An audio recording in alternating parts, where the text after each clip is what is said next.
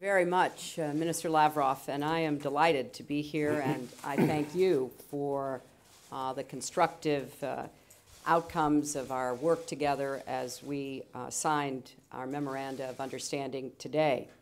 I also want to thank United States Assistant Secretary of State Carrie Ann Jones and our Special Representative for Intergovernmental Affairs, Rita Jo Lewis, for helping make today's agreement and statements a reality. During the past 3.5 years, the United States and Russia have deepened our cooperation to address shared challenges. We adopted a New START treaty, increased trade and investment, and supported Russia's joining the WTO. And we're taking 3 more steps to do work together. First, we are formally deepening our scientific cooperation in Antarctica, a continent with vast opportunities for research. Scientists from both our countries will work together to explore Antarctica's terrain, study the effects of climate change, and cooperate on a range of issues to better understand and protect our shared environment. And for the first time, U.S. and Russian officials and scientists are working together to enforce the Antarctic Treaty. They are, as Sergey said, inspecting foreign facilities and looking for violations of the treaty and environmental commitments. This treaty was signed in 1959, so this effort is certainly worth celebrating.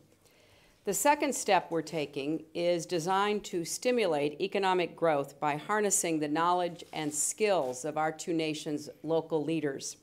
We are signing a joint statement on interregional cooperation to encourage greater collaboration at all levels of our governments. Regional and local officials will host trade delegations and introduce businesses to new markets. And when it comes to economic growth, local partnerships can have global impacts. Finally, we're issuing a joint statement that signals our desire to collaborate more closely in the region where our countries are only miles apart, a segment of the Bering Strait we refer to as Beringia. With this statement, we are underscoring our intent to link the United States national parks in Alaska with the soon-to-be designated Beringia National Park.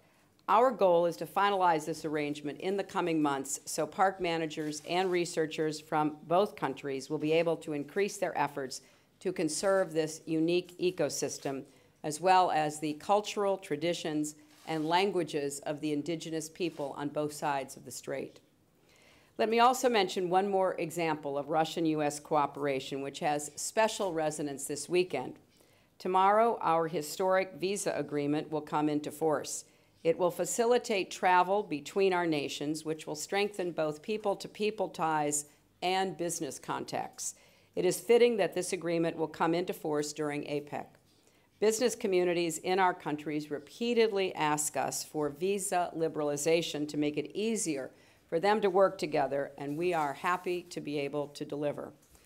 So this is another very important moment in U.S.-Russian relations. We are grateful for this and other opportunities to work more closely with Russia on areas of common concern that will deliver benefits to the people of both our nations. So, Minister Lavrov, thank you and your team for all the work that led to these agreements. Thank you. Спасибо.